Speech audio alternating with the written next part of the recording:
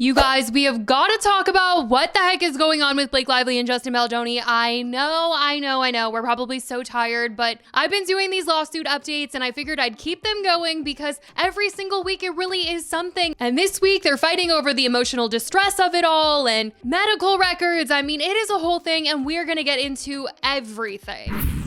It's been a rocky road for Blake Lively as this lawsuit hasn't been painting her in the best light. As I'm sure we're all aware by now, Blake Lively's multi-million-dollar lawsuit turned into a full-blown Hollywood mess and has spiraled so badly that rumors are now swirling that Taylor Swift won't even text Blake back. And who could blame her after she was just recently dragged into this whole mess? But this all started when Blake Lively filed a lawsuit against Justin Baldoni and accused him and his production company of creating a toxic and retaliatory work environment while making the movie It Ends With Us. She claimed that he made unwanted advances and tried to sabotage her career, and I'm sure, as we all know, Justin of course denied everything and hit her back with a $400 million countersuit accusing her and also her husband and their publicist of defamation and manipulating the media to ruin his reputation. Then recently there was the whole Taylor Swift of it all, where Justin's team subpoenaed Taylor Swift, and it was revealed by Justin's lawyer that Blake had allegedly threatened Taylor Swift, wanting her to publicly show her support or else their text would be released, and it wasn't making Blake look very good. In the end, the subpoena was dropped, but the lawsuit is still ongoing between Blake and Justin, and more updates keep rolling in. As of the last few days, it was reported that Blake Lively was dropping one of the biggest parts of her lawsuit, her emotional distress claims against Justin Baldoni. Her team said it was just simply to focus on the main issues, which are about harassment and retaliation. Now, Justin and his team are thinking that Blake did this because she doesn't want to hand over medical information and mental health records, including HIPAA authorizations, as part of the discovery process. To this, Blake's lawyers have fired back and they said that that's not the case. Them saying that is a total press stunt, another thing to make Blake look bad in the press. And they claimed that once again, they are dropping this because they are just narrowing down the case and they want to focus on bigger claims like harassment and retaliation, which still include emotional distress as part of the damages. They also pointed out that Justin's legal team is trying to mislead the court and the public, and they are just making up all these lies about her refusing to cooperate and sending these over when in fact she was planning to drop these specific claims for a while now. Then it was up to the court to decide whether Blake should be forced to turn over medical records or if her claims can be dismissed, and whether that dismissal should be permanent with prejudice or leave the door open without prejudice, which basically means they could decide that she cannot bring this back up later and try to use in her defense. So Blake and Justin's team are going to the judge, they're writing letters, they're talking to the press about this whole big drama about her dropping this, her not wanting the medical records to be involved, and also whether or not she can or cannot bring this back up later if she does dismiss this. So according to Variety, the Baldoni filing addressed to Judge Lehman in U.S. District Court, Southern District of New York, and signed by attorney Kevin Fritz, offers a window on a back and forth that appears to have played out between lawyers for the dueling sides. It continues, Miss Lively cannot have it both ways. If Miss Lively wants to withdraw her frivolous IED claims, the Wayfarer parties are entitled to a dismissal with prejudice to ensure they will not be refiled. If Miss Lively is unwilling to stipulate to the dismissal of her IED claims with prejudice, then the Wayfarer parties will continue to defend against them, and she must produce her medical information and documents as set forth herein. They also added the two emotional distress claims were key components of Lively's lawsuit against Baldoni, which she filed in federal court in December after he sued the New York Times for defamation over its story about what happened on the set. By alleging that she suffered physical and emotional injuries, Miss Lively has placed her physical and mental condition at issue and in turn must produce relevant information and documents including psychiatric records, today's Baldoni filing states. In other words, Miss Lively has waived any doctor-patient privilege. So that's what Justin's team was basically saying. They were like, you know, Blake, you cannot have your cake and eat it too. You cannot not show medical records. And and then try and pull this emotional distress later down the line. Either you drop it and don't bring it back up, or you don't drop it and you provide the records. Now, on Tuesday, the judge stepped in and shut it down fast. He said the motion to force Blake to hand over her medical records is denied. However, the court won't approve her request to dismiss those claims without prejudice just yet. Instead, he told both sides to figure it out themselves, either agree if the claims are being dismissed with or without prejudice, or Blake needs to file a proper motion to ask again. The judge also made it very clear that if Blake doesn't officially dismiss those claims soon, she won't be allowed to bring up any emotional distress at all during the trial. So basically, the court is saying follow the proper process or lose the right to argue that part of the case entirely. So she can't keep emotional distress in the background of her other claims without following the rules. Either she drops those specific claims the right way, or the court will act like emotional distress isn't even part of the lawsuit. The judge is cutting off any room for confusion or strategy games. He's saying she needs to decide and fast. Like, he wants no games in this situation, nothing sneaky, so they've got to figure it out and do it the right way. So basically, after all of this, we are still in the same place with this lawsuit. No progress has been made here. And Blake's side has put in a request to make it so that Justin and his legal team cannot clog up the court system by filing all this nonsense that they claim is them just trying to get the press riled up and make Blake look bad with all of their baseless filings. I feel like they're both just like so stubborn, and their legal teams are just so stubborn. And people have been throwing out there this idea of them maybe settling, which I never thought for a second was ever going to happen because of the way that their teams have just so viciously been going at each other. I just feel like, Blake believes 100% that she is in the right, that Justin ruined her reputation, that he did these things to her on set, and she wants him to take accountability. And Justin is very firm in that Blake tried to take this movie from him and that she ruined his reputation with that New York Times article. So this is something that is just not anything that I could see being settled. Like, I just don't see that happening. And that is exactly what Deadline reported this week. They said sources on both sides have insisted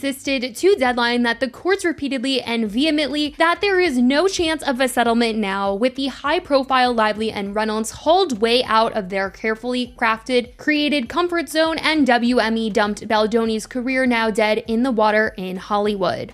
So, like I said, I just didn't see settlement happening. Deadline saying that both sides are saying there's no shot at settling. But something people are wondering is, can this Taylor and Blake Lively friendship be repaired? We talked about the Taylor Swift of it all. Last I said was that all was getting exposed about Blake and Taylor, and then Justin dropped the subpoena. And well, here's a friend update as of this week. The New York Post wrote, Taylor hasn't responded to any of Blake's pleas. She's ignored all of her groveling excuses. The missives explain there must be some misunderstanding on Taylor's part in that she would never do anything to harm their 10 years of closeness and personal secrets, they alleged. The source further claimed that Swift is icing out her friend because she feels betrayed and exploited by Lively, 37. Taylor obviously still means so much to Blake, but Taylor is totally done with her, and as of right now, no request will mend their bond as far as she's concerned, the insider said. I'm sure Blake is blaming Justin for ruining this friendship, but fans watching this unfold are looking at Blake thinking,